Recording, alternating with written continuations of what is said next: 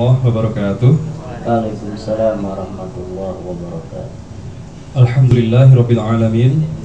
Wassalatu wassalamu ala asrafil anbiya'i wal mursalin nabiyyina wa habibana Muhammadin wa ala alihi wa sahbihi ajma'in, amma ba'd. Yang kami hormati CEO Absolute Group Bapak Haji Suparjo Sastro SH. Yang kami hormati Direktur Absolute Services Bapak Brigjen TNI Purnawirawan Insinyur Haji Agus Suyarso. Yang kami hormati jajaran direksi Absolute Group Ibu Hajah Eka Sri Yulianti, Ibu Asri Insani, dan Bapak Julian Rahmanto. Serta yang kami muliakan guru kami Al-Ustadz Haji Muhammad Siddiq LCMSC, dan kepada Bapak Ibu karyawan Absolute Group yang kami muliakan. Sebagai umat muslim, marilah kita panjatkan puji serta syukur kita pada Allah Subhanahu wa taala yang atas limpahan nikmat dan hidayahnya sehingga pada sore hari ini kita semua dapat diizinkan untuk berkumpul dalam acara pengajian tanpa adanya halangan. Semoga pengajian yang kita ikuti dapat menambah ilmu dan wawasan kita sebagai bekal kehidupan di dunia dan juga di akhirat nanti. Salawat dan salam semoga tercurahkan kepada Nabi besar Muhammad sallallahu alaihi wasallam beserta keluarga, sahabatnya, dan insya Allah kita sebagai umatnya. Hadirin yang saya hormati, sebelum acara ini kita mulai, alangkah baiknya kita buka dengan membaca Ummul Quran, Suratul Fatihah. Al-Fatihah. Bismillahirrahmanirrahim. Alhamdulillahirabbil alamin, arrahmanirrahim, maliki yaumiddin, iyyaka na'budu wa iyyaka nasta'in.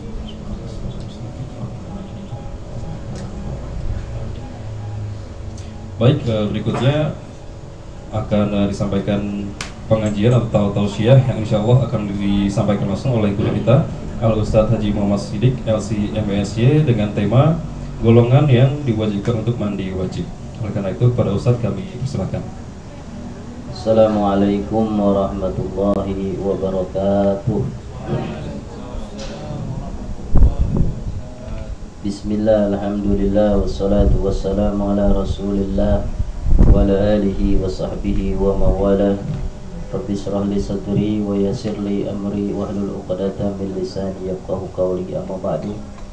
Segala puja dan puji syukur mari kita haturkan kepada Allah Rabbul Alamin. Salawat beserta salam kita sampaikan kepada junjungan alam Nabiyina Muhammadin sallallahu alaihi wasallam, juga kepada keluarga dan para sahabatnya yang mulia. Yang saya hormati CEO Absolute Group Bapak Haji Sastro SH, yang saya hormati jajaran direksi Absolute Group Bapak Brigjen TNI Purnawirawan Insinyur Haji Agus Suyarso, Bapak Julian Rahmanto, Ibu Asri Insani beserta Ibu Hajah Eka, juga bapak-bapak, ibu-ibu karyawan Absolute Group baik yang online maupun yang offline dimanapun berada. Mudah-mudahan senantiasa kita semua diberikan kesehatan lahir dan batin, dimudahkan segala urusannya, dan senantiasa istiqomah dalam ibadah kepada Allah Subhanahu wa ta'ala. Bapak-bapak, ibu-ibu, jamaah sekalian yang dimuliakan Allah,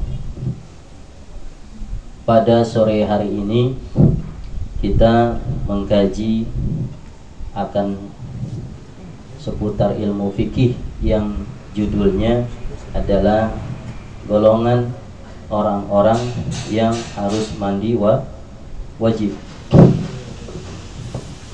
Nah, ini kita mengkaji. Mudah-mudahan kajian ini dapat bermanfaat untuk kita semua. Yang sudah tahu jadi lebih tahu lagi, apalagi yang belum tahu jadi tahu dan bisa diamalkan dalam kehidupan sehari-hari. Jamaah sekalian yang dimuliakan Allah, mujibatul ghusli, yang hal-hal yang mewajibkan mandi. Dalam hal ini adalah mandi wajib, ya. Apa itu mandi?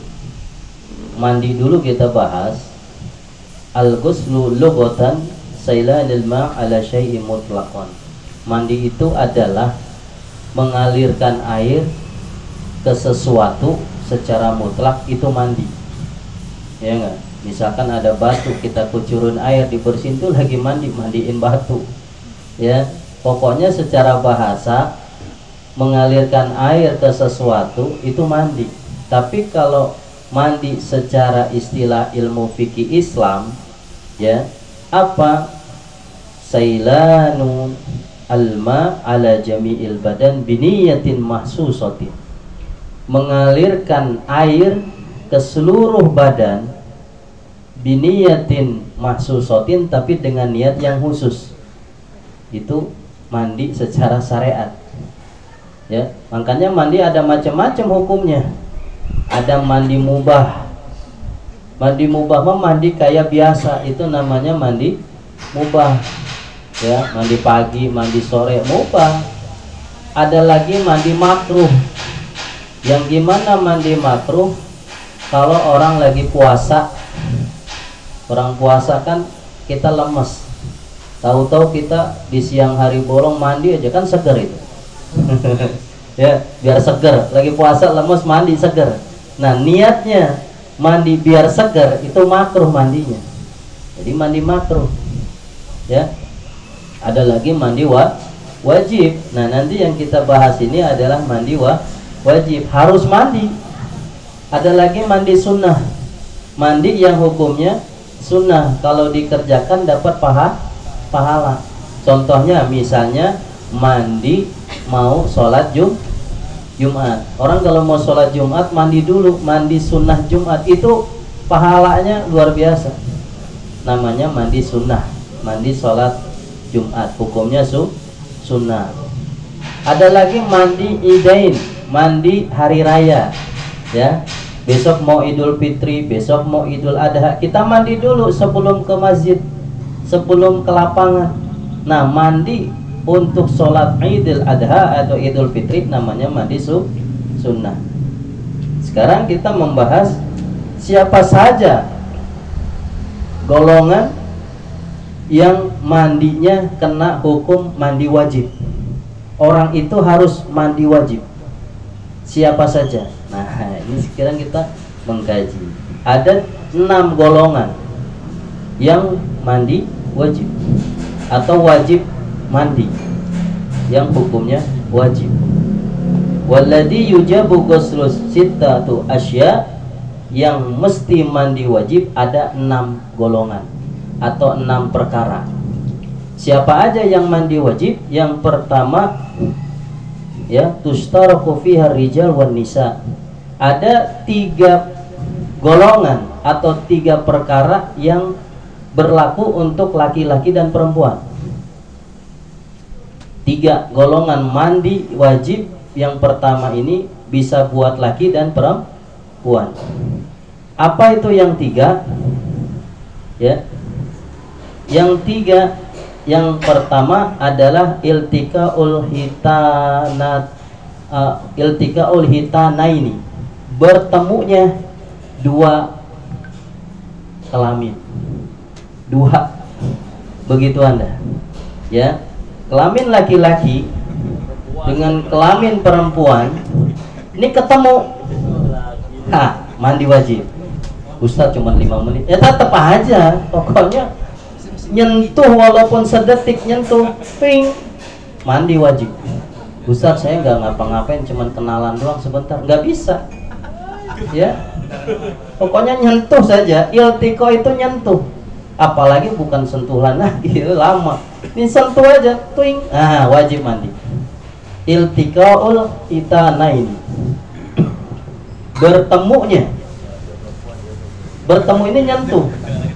Bertemunya 2 alat kelamin laki dan perempuan, ya, maka dua-duanya harus mandi wajib. Ya,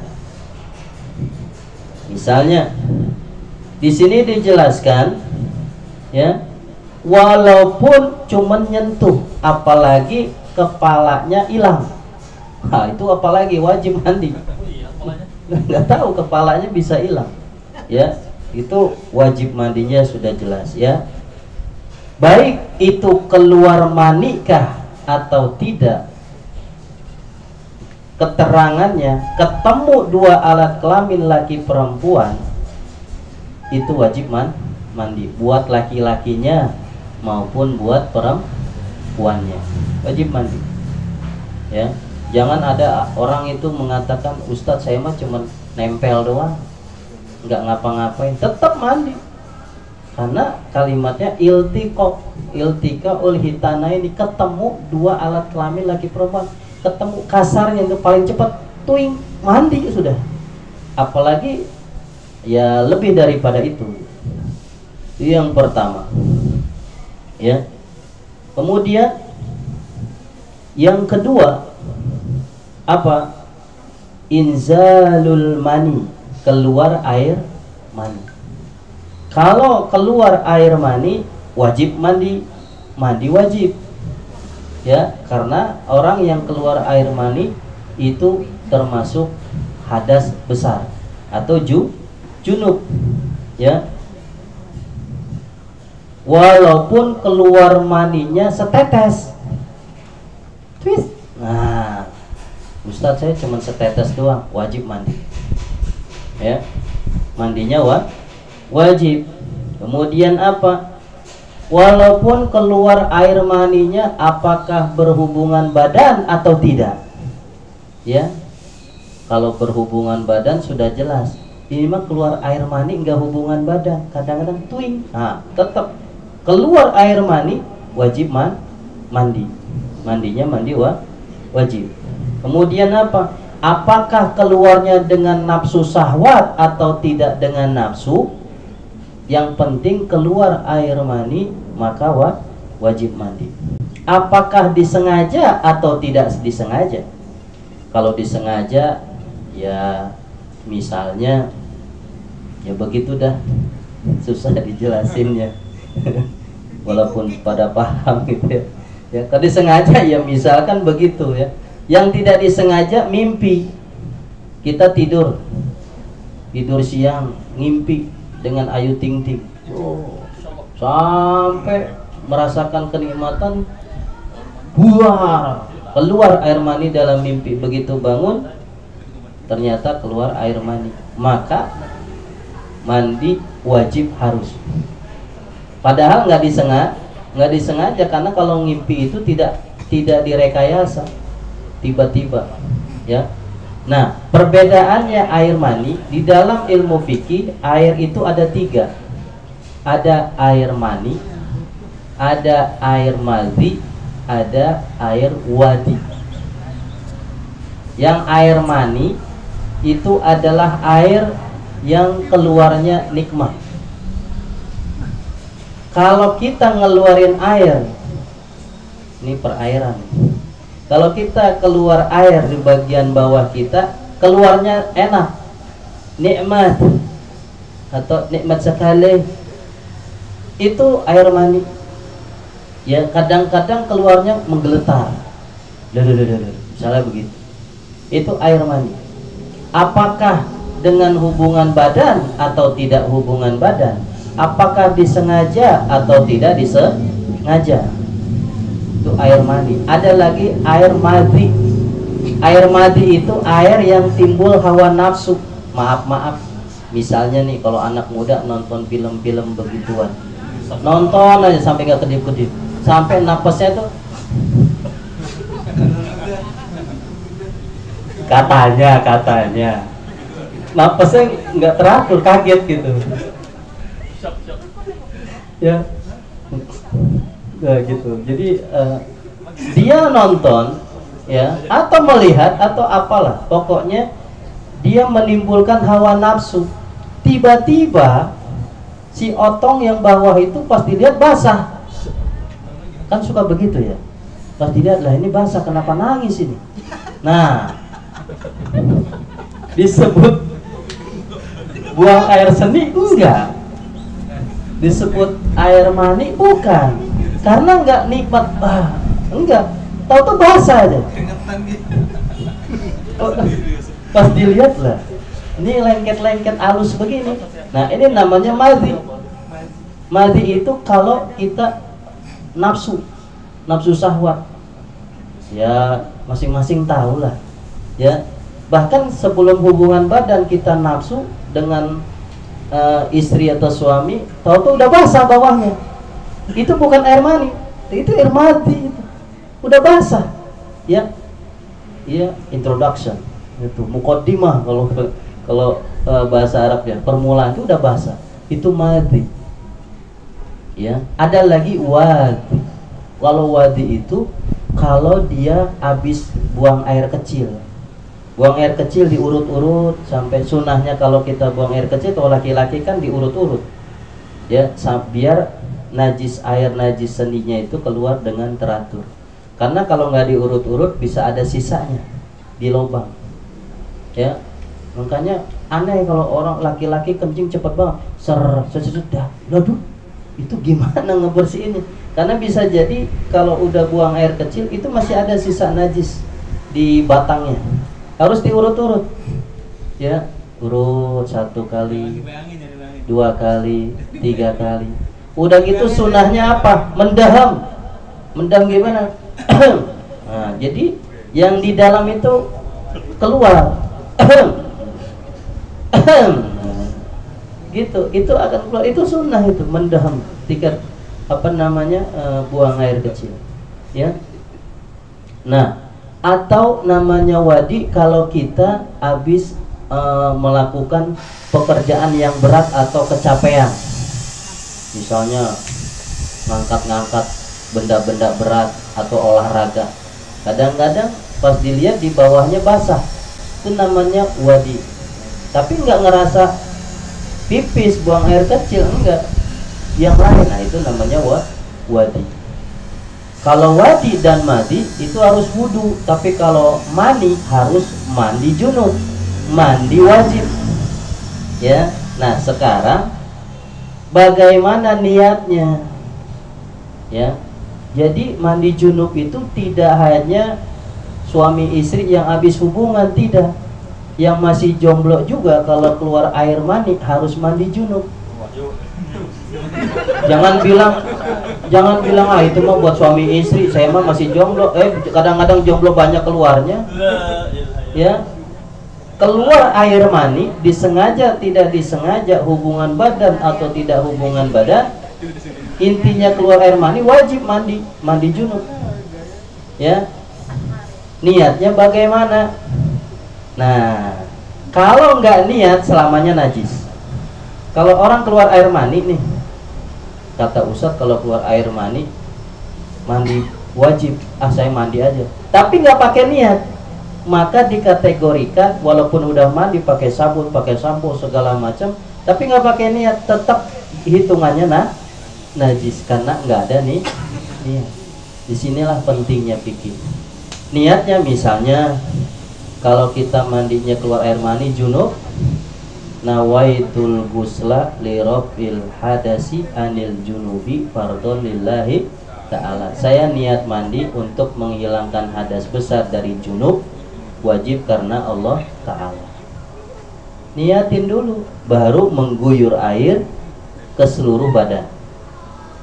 Ya, tapi kalau kita mandi tanpa ada niat, maka tidak sah. Sholat nggak ada niat nggak sah.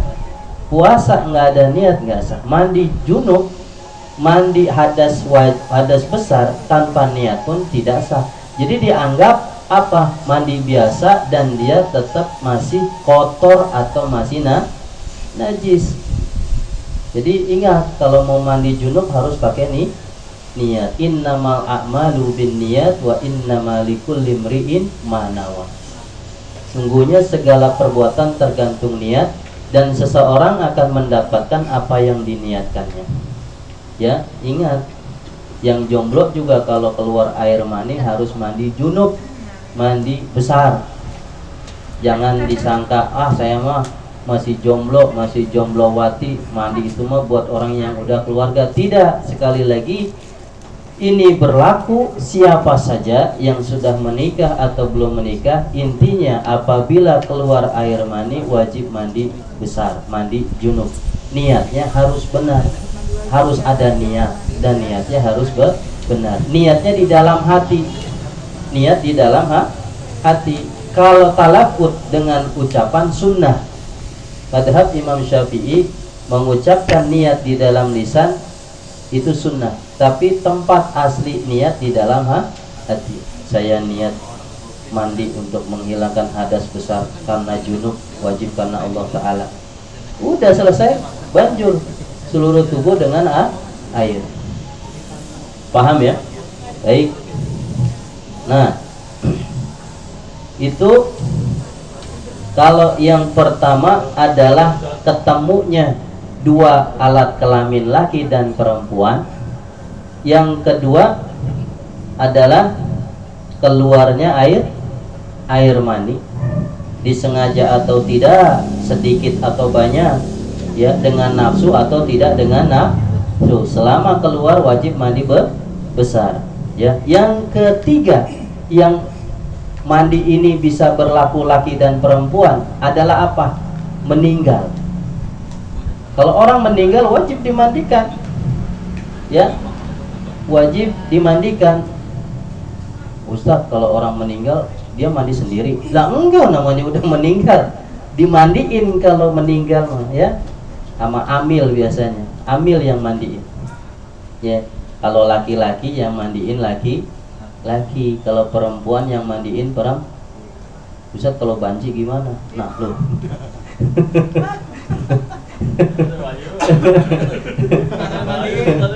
Ustaz, kalau waria gimana? Waria meninggal. Ya, ya dilihat aslinya apa.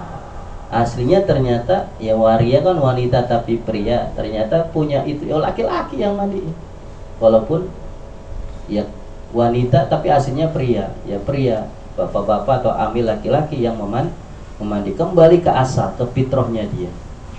Jadi ada tiga yang berlaku laki dan perempuan untuk mandi wajib. Pertama, bertemunya dua alat kelamin laki dan perempuan.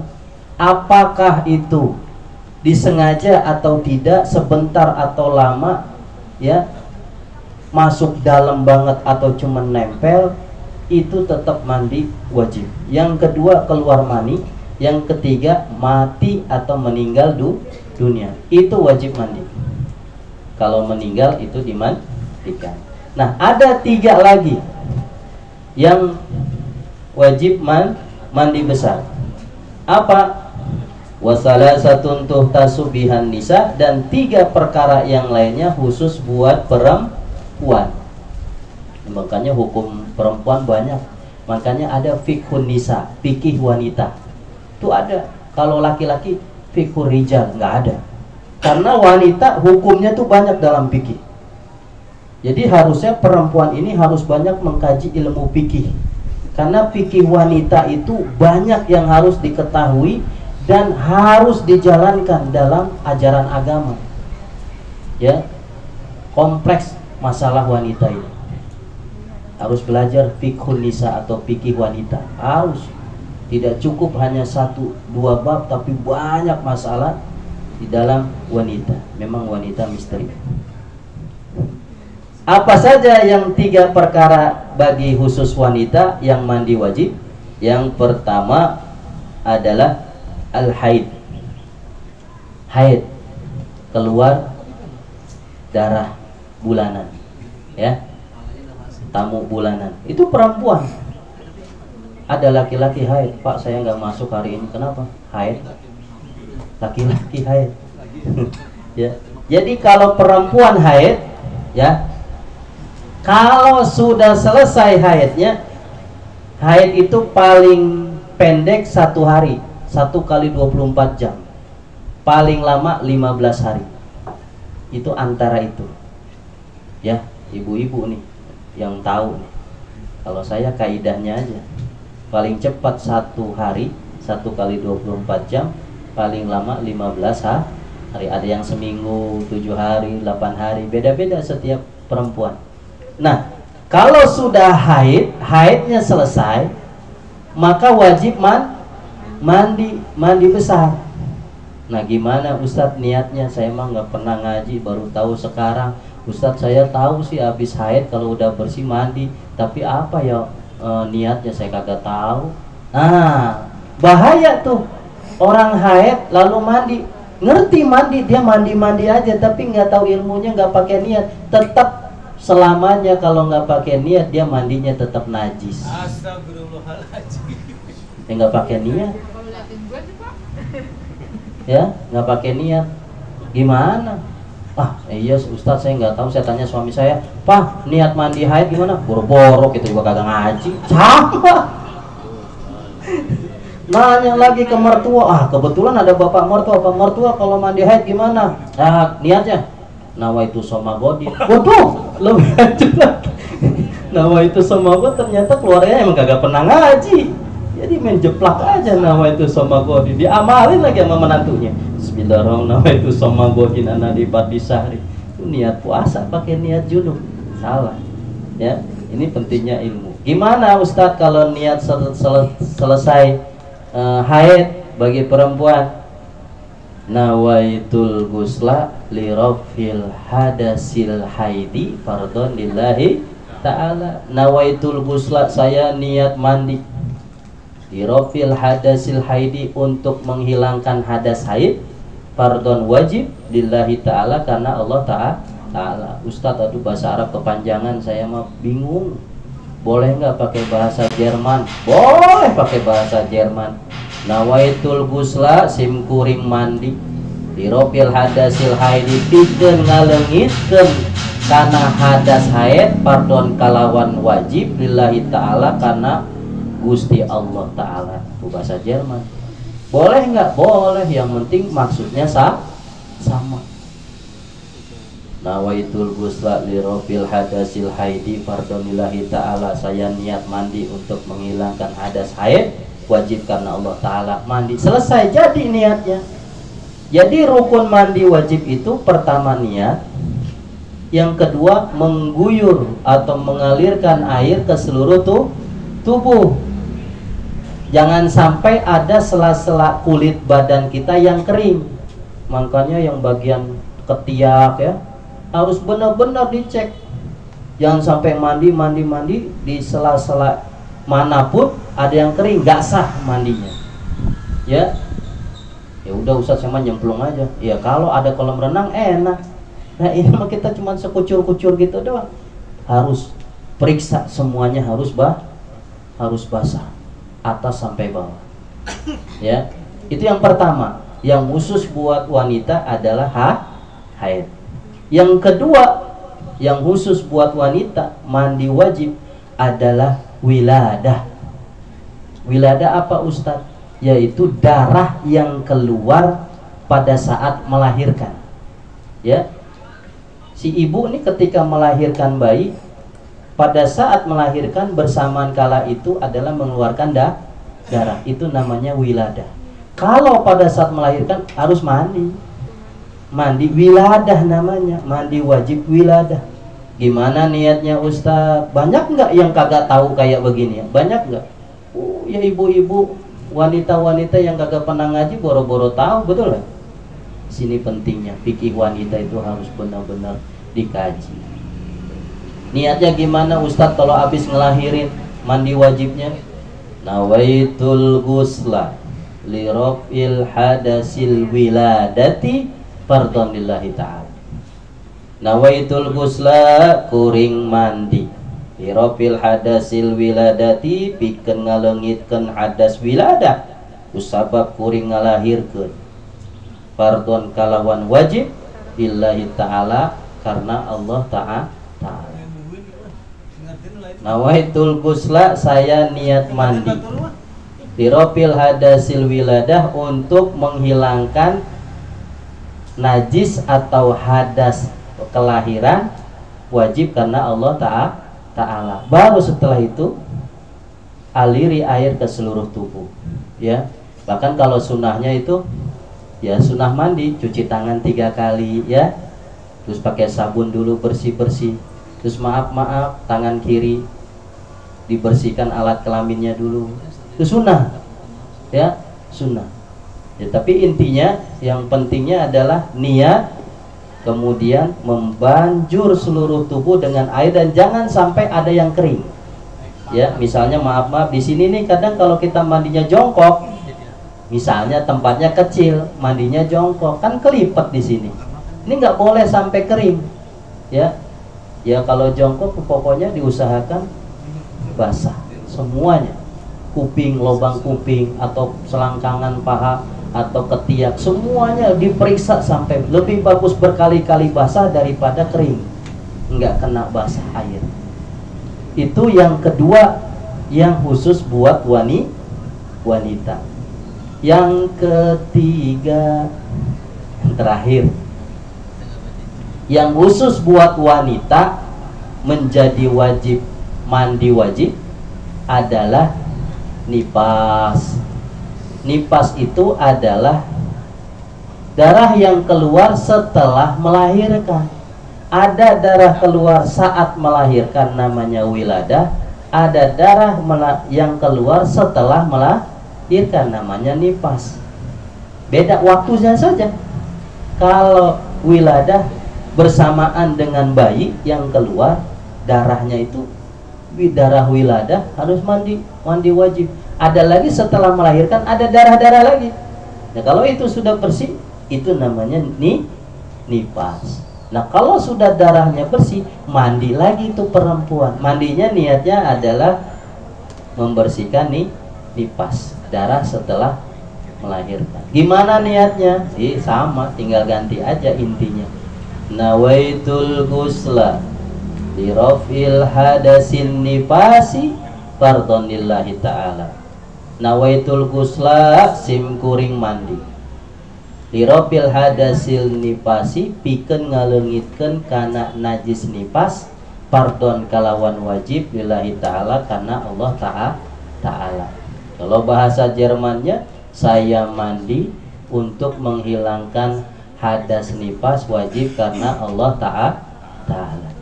Ganti itunya saja, nipas, haid, junub, ya tinggal diganti itunya. Ya, itu penting niat. Ustaz ribet-ribet amat, tinggal mandi aja nggak usah niat. Kalau nggak ada niat tetap najis.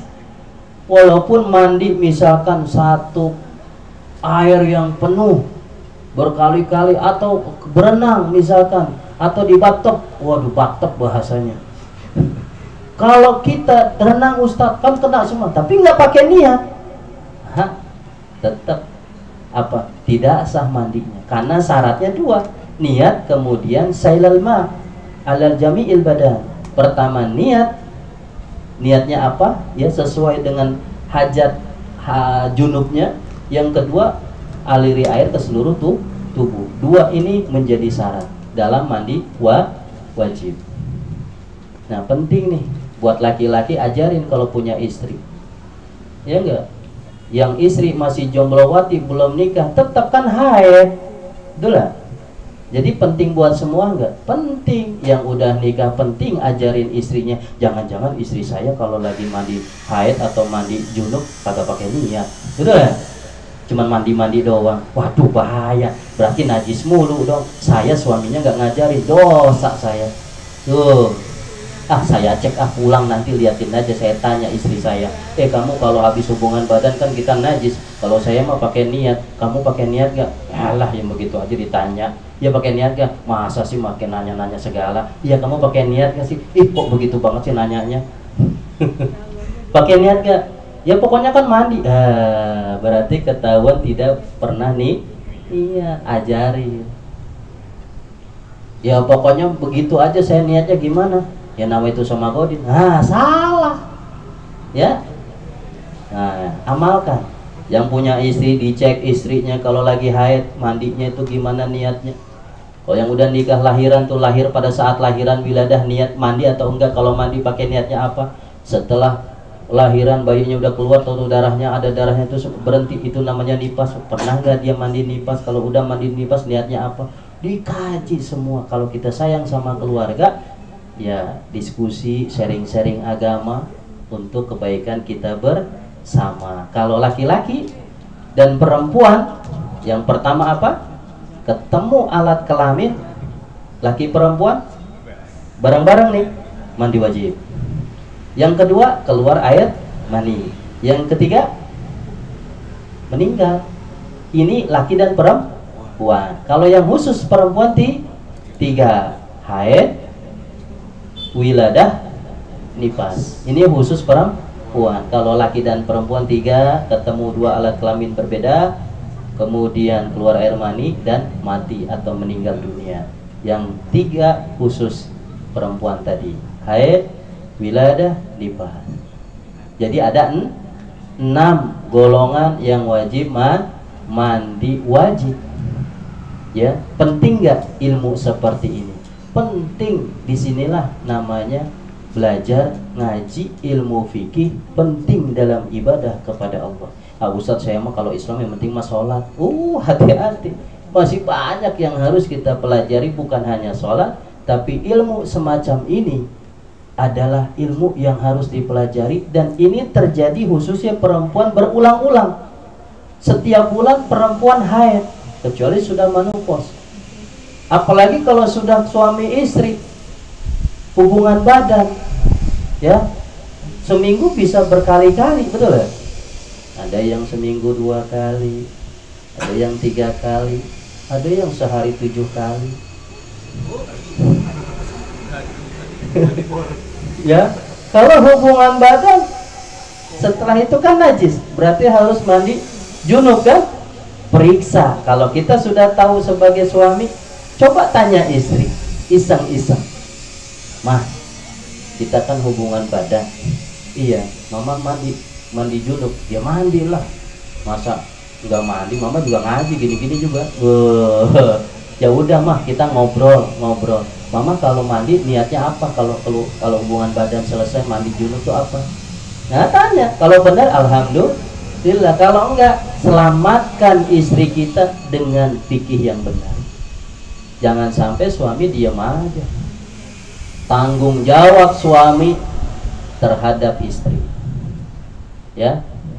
Mulai saat ini kalau sudah tahu, cek diri kita dulu, kemudian istri kita. Kalau kita punya perempuan, putri, tanya putrinya. Belum nikah juga tapi kan perempuan, kalau sudah haid dia harus mandi wajib. Tanya niatnya apa? Neng, udah 20 tahun udah kuliah. Neng kan sudah besar, sudah haid. Iya. Itu kalau mandi haid, mandi junub haid, niatnya apa? Tuh, tanya kan keluarga, sharing-sharing agama, kita belajar diskusi, bagus. Ya. Jangan tanya, Neng, kamu ranking berapa? Ranking 1, alhamdulillah. Udah aja duniawi yang dinilai. Tapi agama, khususnya ilmu fikih, jangan sampai disepelekan. Ya, barangkali itu saja yang bisa saya sampaikan. Mudah-mudahan menjadi ilmu yang bermanfaat dan bisa kita amalkan dalam kehidupan kita sehari-hari, khususnya untuk diri kita dan keluarga kita. Semoga dengan mengamalkan ilmu ini, ibadah kita diterima Allah Subhanahu wa ta'ala. Kiranya sekian dari saya, kurang lebihnya mohon maaf. Wassalamualaikum warahmatullahi wabarakatuh. Waalaikumsalam warahmatullahi wabarakatuh. Terima kasih Ustaz Sidik atas materi yang disampaikan. Sedikit kami rangkumkan dari materi yang tadi disampaikan. Ada 6 golongan yang diwajibkan untuk mandi wajib, di mana 3 diantaranya berlaku untuk laki-laki dan perempuan, yaitu yang pertama bertemunya 2 kelamin, baik laki-laki maupun perempuan. Yang kedua, keluar air mani. Yang ketiga adalah orang yang meninggal dunia. Lalu yang dikhususkan untuk perempuan adalah ketika selesai dari masa haid. Yang kedua adalah ketika keluar darah saat melahirkan atau wiladah. Dan yang ketiga adalah keluar darah setelah melahirkan, yaitu nifas. Baik, acara selanjutnya yaitu sesi tanya jawab. Bagi jamaah yang memiliki pertanyaan baik online maupun offline, kami persilakan untuk menjawab pertanyaannya.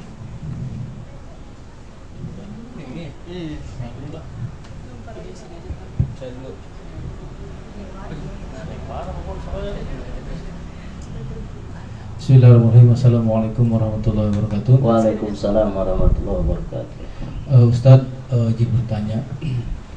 Kalau yang tadi disebutkan ada madi, ada apa tadi? Wadi ya. Nah itu hukumnya najis bukan? Kan kalau mani kan nggak najis ya. Kalau air kencing najis. Nah itu untuk wadi sama mati itu hukumnya najis apa bukan? Tuh, terima kasih sementara. Baik, kalau mani air mani itu najis atau tidak? Nah ini air mani keluar najis atau tidak? Misalnya keluar air mani muncrat ke sarung, ke celana, lalu kita bersihkan atau nempel, kita sholat, sah atau tidak? Air mani menurut madhab Imam Syafi'i tidak najis. Kata Imam Syafi'i kalau air mani najis, kita nih satu tubuh manusia ini dari air mani, betul ya? Ini kita ini dari air mani, berarti kita najis kalau air mani najis. Air mani tidak najis. Cuman kalau keluar air mani wajib mandi, wajib mandi besar. Kalau keluar air mani wajib mandi besar. Tapi kalau ditanya zatnya air mani tidak najis. Kalau madhi dan wadi itu harus dibersihkan dan harus wudu. Ya, kalau mani harus mandi wajib, kalau madhi dan wadi itu harus wudu. Misalnya ya, ada teman kita di pojokan asik ya lihat HP. HP kan kadang-kadang jadi setan gepeng gitu. Betul nggak? Apapun bisa dilihat nggak di HP? Iya, yang katanya pemerintah Indonesia udah difilterisasi ketat, pakai VPN mah kebuka. Betul nggak? Indonesia kan pinter-pinter. Dia VPN turbo lah atau apa namanya? Gambar kelinci warna oranye. Ya. Buka aja, anteng aja di pojokan. Tiba-tiba setelah nonton, ini di sana di kantor karyawan di kantor lain, nonton aja. Pas dilihat bagian bawahnya basah. Nah itu apa namanya? Madi itu keluar karena nafsu syahwat. Kalau kita melihat atau mendengar atau menghayal yang bernuansa seksual, lalu muncul nafsu, bawahnya akan keluar cairan. Nah cairan ini namanya madi. Dia harus wudu, dibersihkan terus harus wudu. Ya, termasuk wadi juga harus wudu. Kalau dia misalnya habis bawa ngangkat benda-benda berat, ya, habis olahraga, kalau itu keluar, jadi tidak najis tapi harus wudu. Kalau najis tapi dibersihkan, cukup dibersihkan dan wudu. Kalau mani tidak najis tapi harus mandi besar, walaupun tidak hubungan badan. Jadi keluar air mani tidak harus hubungan badan. Jangan diartikan orang kalau keluar sperma air mani berarti dia habis hubungan badan. Enggak juga, karena banyak jomblo-jomblo keluar mani enggak hubungan badan. Betul enggak? Nah itu harus mandi besar. Yang penting keluar mani, bukan hubungan badannya tapi keluar mani. Maka wajib mandi besar. Tapi syaratnya lagi-lagi kalau mandi besar ada dua. Yang pertama niat harus benar, niat dulu di dalam hati dan harus benar. Yang kedua mengalirkan air ke seluruh tubuh. Setelah itu selesai, bersih lagi, suci lagi, ya, tidak dianggap najis. Baik. Berarti Ustadz kalau mandi dengan wadi itu kena baju, kena celana itu najis berarti? Ya harus dibersihkan, harus dibersihkan dan dia harus wudu. Iya, harus dibersihkan. Ya, makanya jangan ya begitu.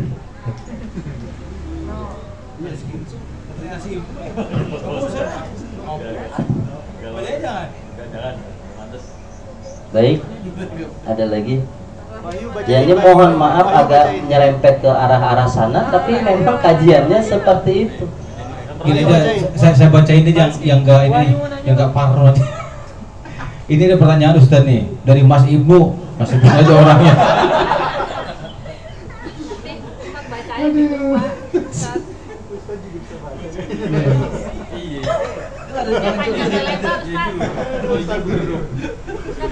Pertama, Parah ya, masa baca sendiri tuh. Ada 4 pertanyaan. Ini soalnya ini apa? Publish ini. Cari yang aman-aman aja lah. Yang perlu aja tetap perlu, yang perlu nggak usah. Ya, yang nomor 4 aja lah. Ustadz, kalau bagian perut ke atas, apakah termasuk bagian kelamin atau tidak? Titipan dari Rahma.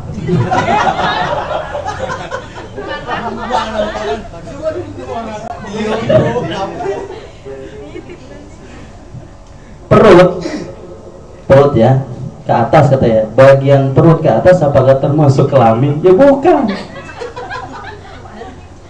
Ya kelamin ya itulah. Megang.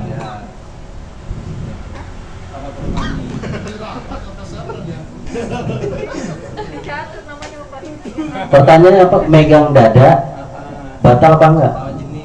Lawan jenis. Megang laki megang dada perempuan. Ya gimana? Batal. Apa gimana pertanyaannya? Wajib mandi apa enggak? Enggak. Kembali lagi, yang wajib mandi besar pertama laki perempuan tuh iltiqaul khitanatain, ketemunya 2 alat kelamin. Jadi dada sama dada gini-ginian nggak wajib mandi, cuman dosa. Ya, joget paragoy. Lagi katanya ntar habis asar begituan ya, habis pengajian. Laki perempuan begitu, apakah wajib mandi besar? Tidak.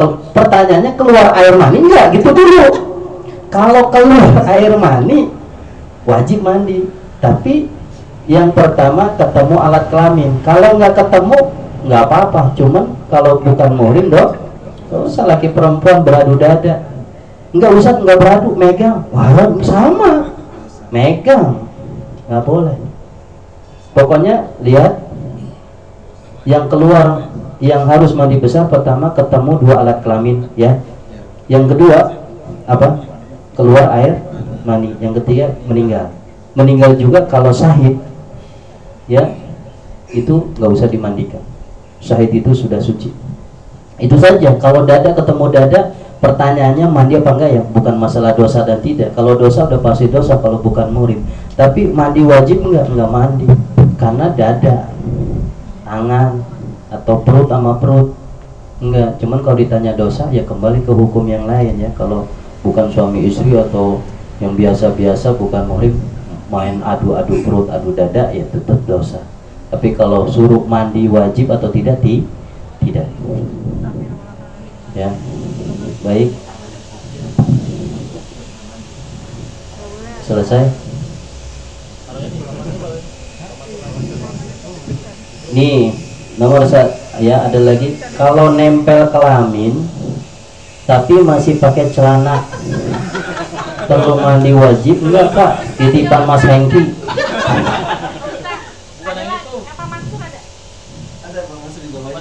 Silakan nanya apa, saya bingung. ini di apa gimit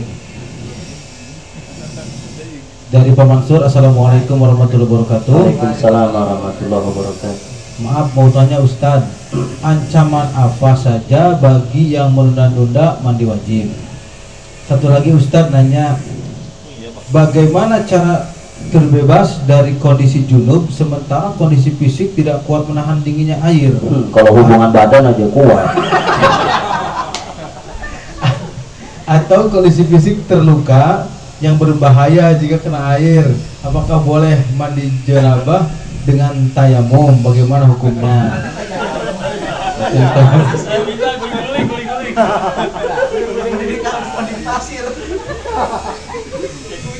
Luar biasa. Nasib Pak Mansur. Jadi orang yang habis punya junub ya harus junub, usahakan tidak lama dari setelah itu mandi junub, ya. Ya nggak langsung nggak apa-apa, namanya habis begituan kan capek, ya nggak, lemes, istirahat dulu, ya, istirahat dulu, kumpulkan energi, udah siap maksimal mandi. Dan kalau bisa memang jangan dilamakan, walaupun masih ada boleh agak lama-lamaan, tapi jangan sampai kelamaan banget. Kenapa khawatir? Ya ada kekhawatiran. Ada sebagian yang mengatakan jangan sampai lama atau berjam-jam, senang atau tetap dalam keadaan junub, khawatir meninggal dunia dalam keadaan junub, najis, meninggal dalam keadaan najis, dicabut malaikat ijro'in, na'udzubillah. Nah itu yang kita jaga. Jadi kalau sudah selesai, kalau gituannya mau mandinya kagak, atau entar-entar, usahakan kalau sudah istirahat masih ada jika namanya capek fisik dan sebagainya, kemudian dianggap cukup, segera untuk mandi, ya, jangan dilamakan. Ustadz gimana tadi katanya habis hubungan badan apa namanya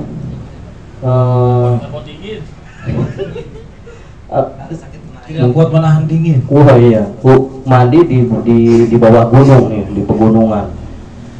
Wah, neng cari kehangatan yuk. Oh, akhirnya hubungan badan. Setelah hubungan badan, konsekuensinya harus mandi kan? Aduh dingin Ustaz. Nah, kalau hubungan badannya mau, tapi mau mandi junubnya dingin, ya ada solusinya apa? Ya cari air hangat lah. Ya, cari bagaimana supaya kita bisa mandi. Tayamum kalau seandainya masih bisa air, maka air yang berlaku, ya, kecuali memang misalnya luka yang nggak boleh kena air, ya, hubungan orang lagi sakit-sakit, luka-luka hubungan di badan jalan terus, ya gitu, pusing Ustadz, ya udah, udah gitu mau mandi, ini luka, ya. Nah kalau memang seperti itu boleh tayamum, kalau memang dalam kesehatan kata dokter jangan kena air, masih dibolehkan keadaan darurat, tapi jangan sampai mencari-cari alasan atau ngeles di dalam hukum harusnya pakai air, dia nggak mau, dia cari-cari alasan yang lain, itu yang nggak boleh. Tapi kalau ada alasan-alasan masuk akal, baik secara udzur syar'i atau unsur medis, maka dibolehkan. Kalau medis mengatakan nggak boleh kena air, tapi dia harus mandi atau bersuci, ya kalau tidak ada air atau air ada tapi secara medis tidak boleh, boleh diganti dengan tayamum. Tayamum juga sekira-kira tidak membahayakan, ya, seperti itu. Jadi di sini pentingnya kita ketika melakukan satu amalan, ketika kita termasuk salah satu dari 6 golongan ini, maka kita harus mandi wajib. Dan yang harus dipahami adalah niatnya. Jangan sampai kita mandi saja tapi niatnya tidak, atau niatnya asal-asalan, ini juga tidak baik. Jadi harus ada niatnya juga harus benar. Dan kemudian yang kedua adalah mengalirkan air ke seluruh tubuh, jangan sampai ada yang kering atau kelewat, ya, harus dicek, diperiksa lagi badan kita ada nggak yang kering. Kalau ragu-ragu banjur lagi. Apalagi kalau shower udah enak banget, banjur semua, ya, banjur semua, sampai yakin kita bahwa badan kita basah semua, gitu. Baik, itu saja, ya. Nanti yang lain yang banyak pertanyaan itu kita secara di belakang layar saja. Baik, alhamdulillahirrahmanirrahim, telah berjalan dengan lancar pengajian kita sore hari ini, dan kita telah sampai di penghujung acara, yaitu doa bersama yang insya Allah akan dipimpin langsung oleh Al Ustadz Siddiq. Namun sebelum pembawa acara, jika terdapat salah kata maupun perbuatan mohon dapat dimaafkan. Selanjutnya kita tutup dengan doa kepada Ustadz. Silakan Ustadz. Astagfirullahaladzim, astagfirullahaladzim, astagfirullahaladzim. Bismillahirrahmanirrahim. Alhamdulillahirabbil alamin. Allahumma salli ala sayyidina Muhammadin wa ala ali sayyidina Muhammadin. Allahumma anfa'na bima 'allamtana wa 'allimna alladhi yanfa'una wa zidna ilman nafi'an ya rabbal alamin. Rabbana atina fid dunya hasanah wa fil akhirati hasanah wa qina adzaban nar. Wa sallallahu ala sayyidina Muhammadin wa ala alihi wa sahbihi ajma'in bi fadli subhana rabbika rabbil izzati amma yasifun wa salamun alal mursalin walhamdulillahi rabbil alamin. Baik, sebagai penutup acara pengajian sore hari ini, mari kita tutup dengan doa kafaratul majelis. Subhanakallahumma wa bihamdika asyhadu an la ilaha illa anta astaghfiruka wa atubu ilaik. Akhirul kalamu, assalamualaikum warahmatullahi wabarakatuh. Waalaikumsalam warahmatullahi wabarakatuh.